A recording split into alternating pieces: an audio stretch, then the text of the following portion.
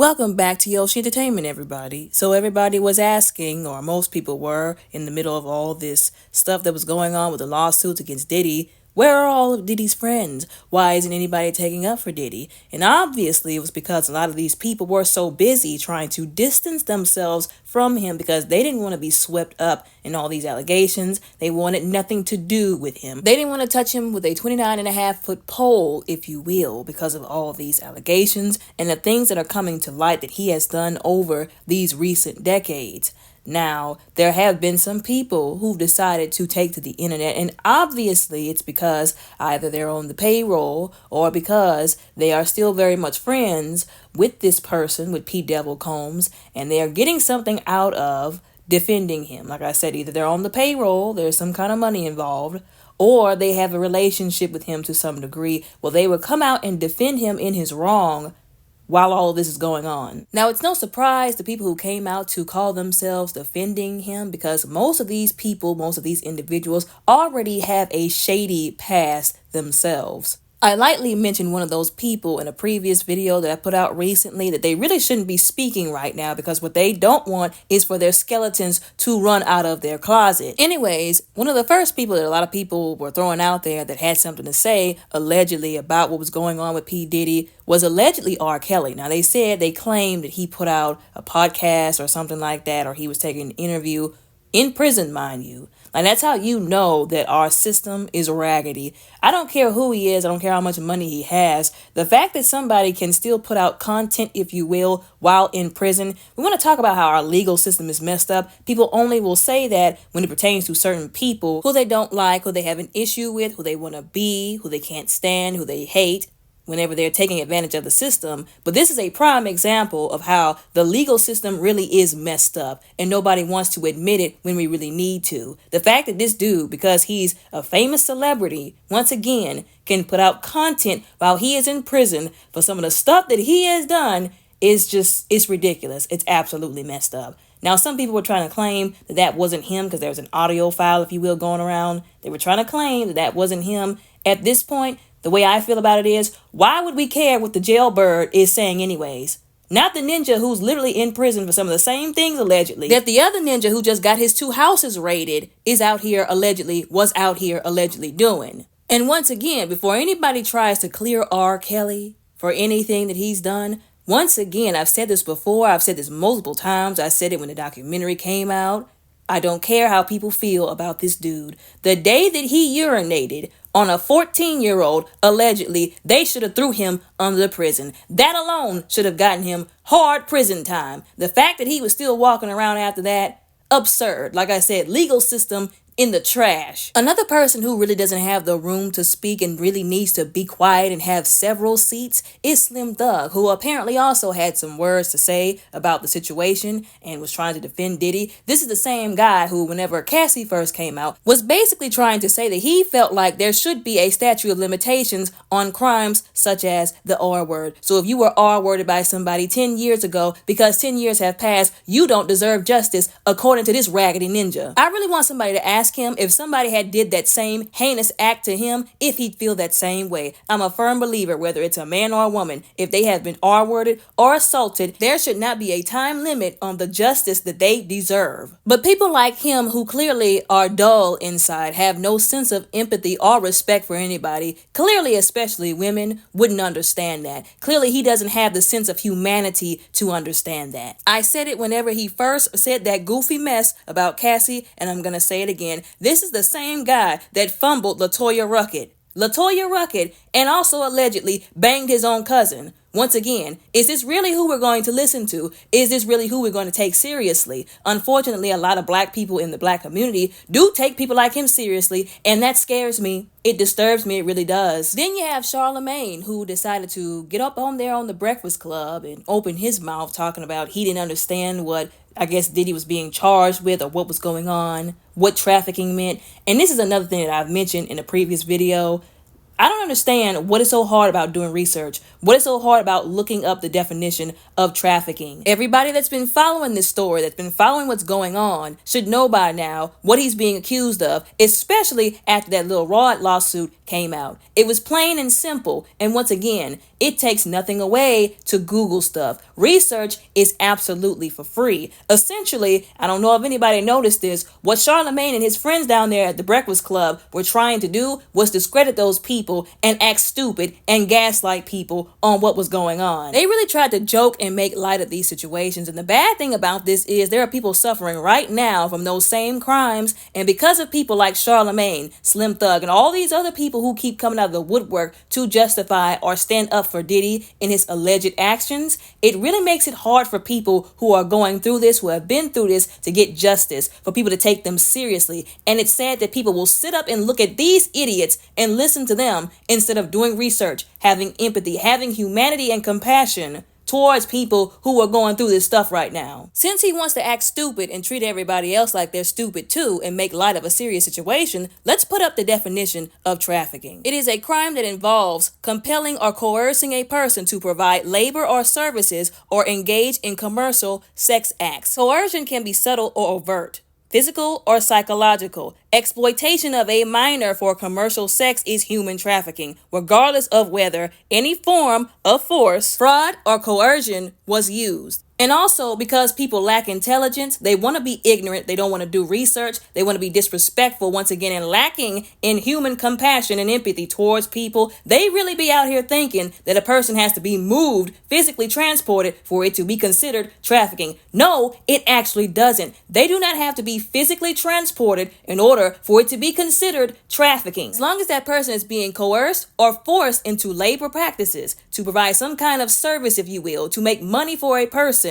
whether it includes regular labor or something sexual, that is considered trafficking. This definition of trafficking, what it actually is, this didn't come out of the blue. It didn't come out of left field. It didn't pop up overnight. It's been the definition of trafficking. So for people to sit up and act like they don't understand what this is, once again, y'all really need to be taking notes of some of these people who are acting like this, making light of these situations. Low-key, they need to be investigated too, if you ask me. Because no normal person who hasn't been involved in something they shouldn't have been would say something like how some of these men have coming out to defend Diddy about these allegations and these heinous crimes. Once again, Charlamagne really shouldn't be speaking on these subjects or defending somebody remotely like P. Devil Combs, because didn't a woman come out and accuse him not too long ago? Allegedly. So he really doesn't have the moral legs to be standing on to defend somebody else who has been alleged to have been out here doing, like I said, heinous acts within the community. Another person who wanted to act like he didn't know what trafficking was is Mayo. Now, I'm gonna be honest, I didn't even know who this man was until he made himself relevant by saying what he said. I guess he was trying to get some attention and go viral while standing up for Diddy.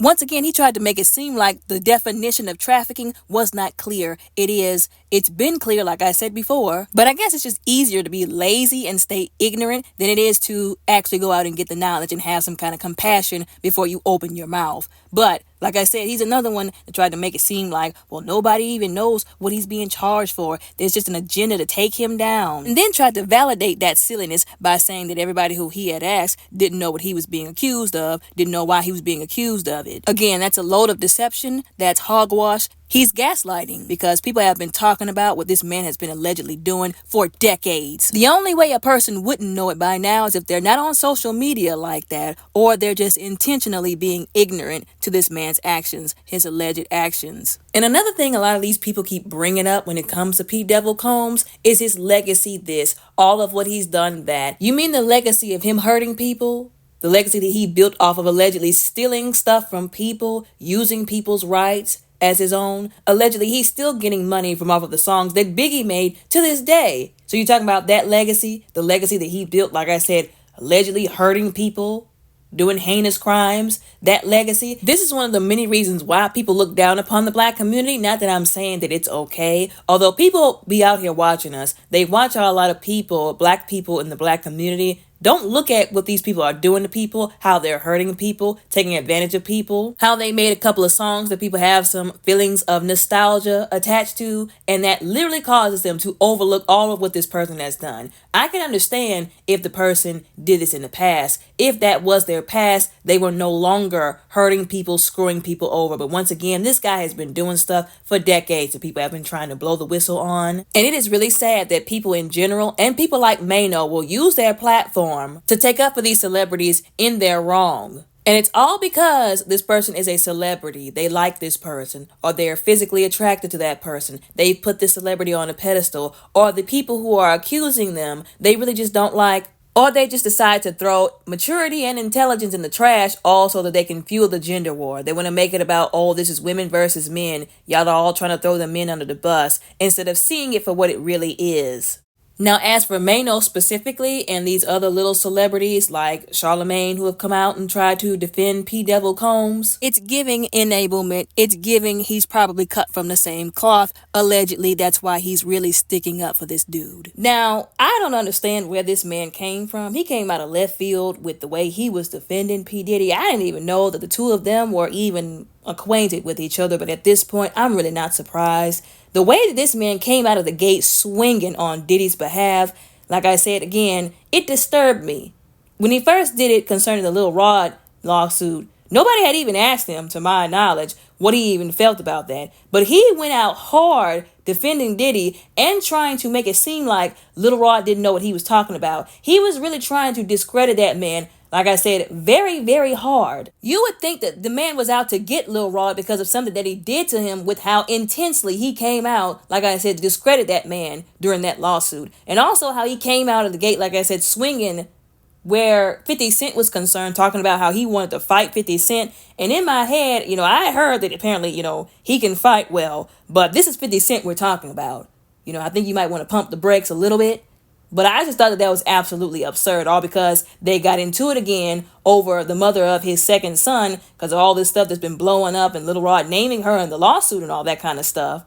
I just thought that was absolutely ridiculous. Once again, he needs to be given a side eye, and I'm giving him a side eye because anybody that's going that hard to defend somebody, there's got to be something, some kind of relationship, some kind of payroll, like I said, that he's on, or, they always say birds of a feather fly together. So this could just all be them coming out to support somebody that's like-minded. Like we've said this before, and we've seen this before. We've seen examples of this before. People defending individuals who are going down because they see themselves in those individuals. They've done similar things, allegedly, to that particular individual, and they know, well, if that was me, I would want somebody who's did some other things, who's got some skeletons, like I said, they want to protect in that closet, keep them shoved in there and locked up in there. They would want somebody to come to their defense as well. It's really sad how people will stick together to do wrong and then gaslight people, like I said, and further traumatize victims to keep them from coming out and shedding the light on their horrible actions, but they can't come together to do the right thing. They can't come together to build up their community, to pour into their community. No, that's too much like right for these individuals. Lastly, we have to talk about Misa Hilton. Now, she came out and she expressed that she did not like how they were handling her son,